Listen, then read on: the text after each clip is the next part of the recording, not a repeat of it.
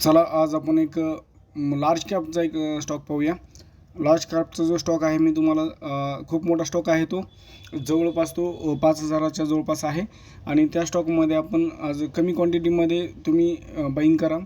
विशेष म्हणजे कंपनी काय करते हे तुम्हाला मी डबल सांगतो आहे की कंपनी काय करते काय नाही स्वतः सेल्फ स्टडी करा. जे कोणी मोठे घेणारे स्टॉक घेणारे आहेत ज्यांना कोणाला लार्ज कॅपमध्ये इन्व्हेस्टमेंट करायची इच्छा असते अशांनी तुम्ही हा लार्ज कॅप स्टॉक तुम्ही घेऊ शकता.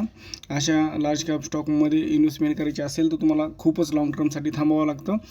पण तरी बी हा विशेष म्हणजे हा स्टॉक तुम्हाला मी जे सांगणार आहे तो त्या स्टॉकमध्ये तुम्हाला विशेष म्हणजे इन्व्हेस्टमेंट ही खूप चांगल्या पद्धतीने होईल आणि त्याच्यामध्ये ग्रोथ पण चांगली आहे आणि तो स्टॉक तुम्हाला चांगल्या पॉईंट्स पण देतो डेलीच्या डेली.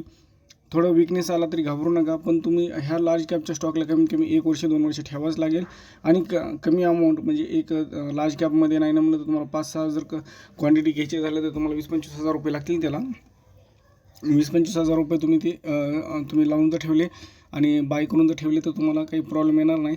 1-2 वर्षासाठी ते जर ठेवले तर तुम्हाला चांगले रिटर्न्स पण येतील. तुम्ही स्टॉक बघितल्यानंतर तुमच्या लक्षात येईल. आपण त्या स्टॉकमध्ये चार्ट पाहणारच आहेत, आपण कंपनी काय करते ते पण पाहणार आहेत. जर कंपनीची माहिती मी डिस्क्रिप्शनमध्ये टाकूनच देईल. तर अशा पद्धतीने मी तुम्हाला काही लार्ज कॅपचा स्टॉक सांगणार आहे. लार्ज कॅपच्या स्टॉकमध्ये तुम्ही पाहताना एक लक्षात घ्या की स्टॉकमध्ये विशेष हे महत्त्व आहे की लार्ज कॅपमध्ये FIs किती आहे, DIs किती आहेत, प्रोमोटरची होल्डिंग किती आहे, इन्स्टिट्यूशन किती आहेत, हे सगळं तुम्ही लक्षात घ्यायला पाहिजे. आणि त्याच्यामध्ये लोन आहे का नाही त्या लार्ज कॅप स्टॉकमध्ये, डेपमध्ये किती आहे, त्याचा PE रेशो किती आहे, ह्या सगळ्या गोष्टीचा थोडासा ताळमेळ तुम्ही लावला पाहिजे. कमी कमी 60 ते 75 असं तुम्ही एक स्टडी केली पाहिजे त्याची की ज्याच्यामुळं तुम्हाला त्या स्टॉकमध्ये कॉन्फिडन्स आला पाहिजे तरच तुम्ही घ्या. कारण कसं होतं की लार्ज कॅपचा स्टॉक तुम्ही घेतला 5,000ला आला तो 2,000 तर पुन्हा तो तुम्हाला लॉसमध्ये 2-3 वर्षासाठी थांबावं लागेल किंवा ऑरलेजचं हे चालेल. कारण का तुम्ही 20-25 हजाराची अमाऊंट घेऊन थोडं थांबलेलं असतात. काही कोणी एक असे ट्रेडर असतात की कमी 20-25 हजाराची रिस्क घेऊ शकतात, पण ती टाकल्यानंतर लॉंग टर्मसाठी ती बसू शकत नाहीत आणि ते नाराज होतात किंवा माझे सगळेच पैसे त्याच्यामध्ये अडकले आहेत असं काही होऊ शकतं. पण तुम्ही जे स्टॉक मी सांगणार आहे ते त्याची तुम्ही स्टडी करा. स्टडी केल्यानंतर थोडंसं पहा, त्याला वाटलं तर तुम्ही वॉचलिस्टमध्ये ठेवून 2-3 दिवस बघत राहा. पण बघत राहताना मी आता तुम्हाला स्टॉकमध्ये ज्यावेळेस मी दाखवलं त्या स्टॉकला मी तुम्हाला त्यावेळेस तुम्हाला मी नक्की सांगेन की स्टॉक कुठपर्यंत बाय करायचं आणि कुठं सेल करायचं हे मात्र 2 पॉईंट मी नक्की सांगून तुम्हाला ते मात्र लक्षात घ्या तुम्ही.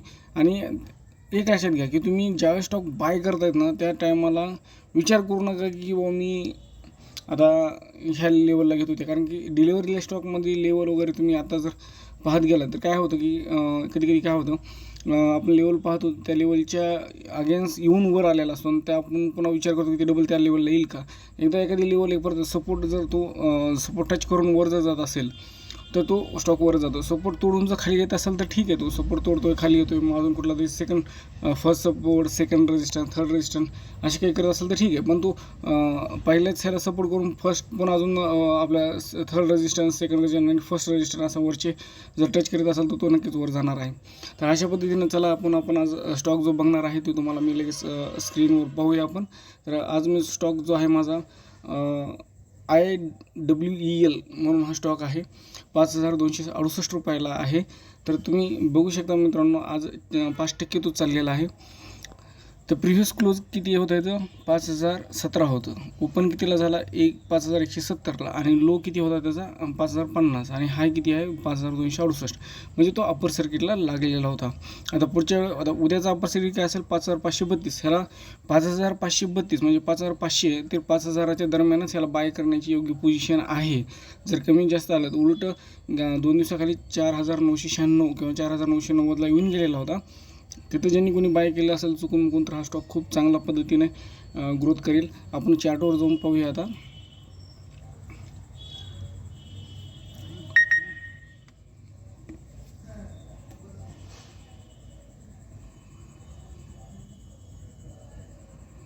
आता हे घ्या. आता तुम्ही मी मंथली चार्ट काढलेला आहे. तर तुम्ही मी जे सांगितलेली रेंज होती ही जी आपण पाहिलेलं आहे तर 4,980ला तो स्टॉक होता. आज 5,268ला आणि तो स्टॉक लाईफ म्हणजे जास्तीत जास्त 7,250ला गेला आहे. तरी 7,250पेक्षा तो 9,000 10,000 जाऊ शकतो जर डबल तो तिथं बॉटममध्येच. आता ही रेड कॅन्डल जी आहे तर ही रेड कॅन्डल आता आठवड्यानंतर पुन्हा नेक्स्ट मंथ चेंज होईल. त्या एप्रिल महिन्यामध्ये जर ग्रीन कॅन्डल झाली तर कारण की 4707पर्यंत तो येऊ शकतो. पण तो जसं जसं वरचा रेजिस्ट्रेशन झोन घेईल तसं तसं ते वर 4707 हे सपोर्ट वर वाढत राहील. म्हणजे वरचा सपोर्ट घेत राहील 4800, 900, 5000 असं घेत राहील जसं जसं कॅन्डल वर जाईल. तर तुम्ही ह्या स्टॉकला तुम्ही व्यवस्थित स्टडी करा, व्यवस्थित घ्या. तेवढाच जबरदस्त स्टॉक आहे, तेवढाच रिस्की पण स्टॉक आहे. पण रिस्क कुठपर्यंत आहे तुम्हाला लक्षात येते ह्या चार्टवरून.